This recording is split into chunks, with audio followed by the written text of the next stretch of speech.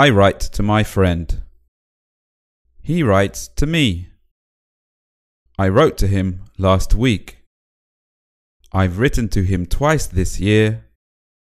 I'm writing a third letter to him now.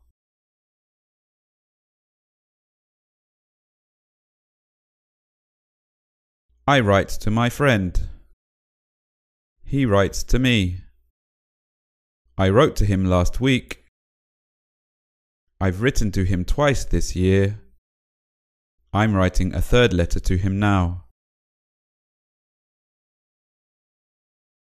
These 5 sentences have something in common. They all use the same verb, the verb to write. But every sentence uses the verb in a different way. These are called verb forms. They're different forms of the same verb. Write, writes, wrote, written, and writing. These verb forms have different names. We have the present simple, the third person singular present simple, the past simple, the past participle, and the present participle. For English learners, these names can be confusing, so it's usually easier to give them some more simple names.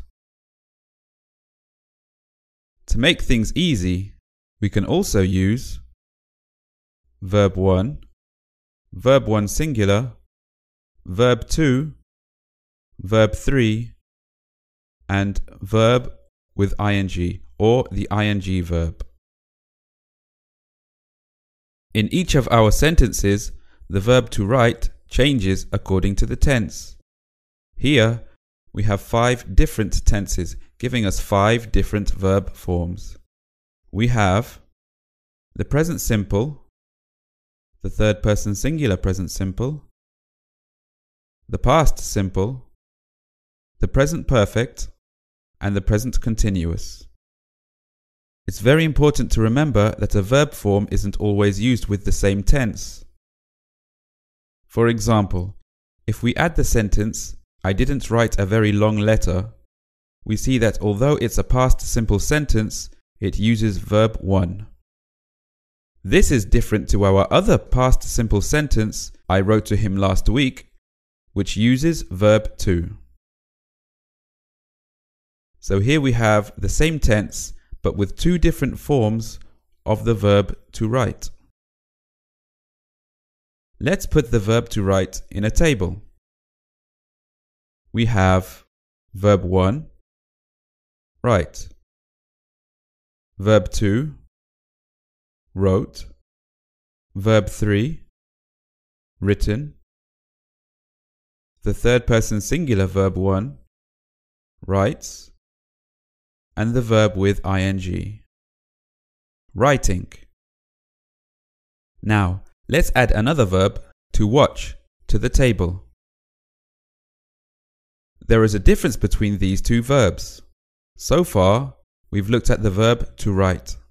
This is an irregular verb. The verb to watch is a regular verb. With irregular verbs, there is no easy rule that we can use to know what verb 2 and verb 3 are. With regular verbs, verb 2 and 3 are formed by simply adding ed to verb 1. So how can we tell if a verb is regular or irregular?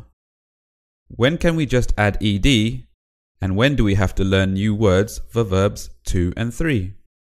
For that, it's very important to practice with lots of listening and reading.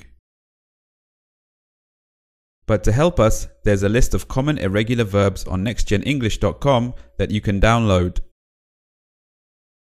Also, visit NextGenEnglish.com for more information on the third person singular mentioned in this video.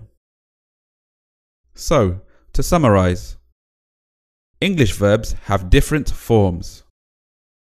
The form of a verb changes depending on the tense being used. There are two main types of verb. Regular verbs form verb 2 and verb 3 by adding ed. Irregular verbs use other ways to form verb 2 and verb 3. For more information, visit NextGenEnglish.com. Thanks for watching.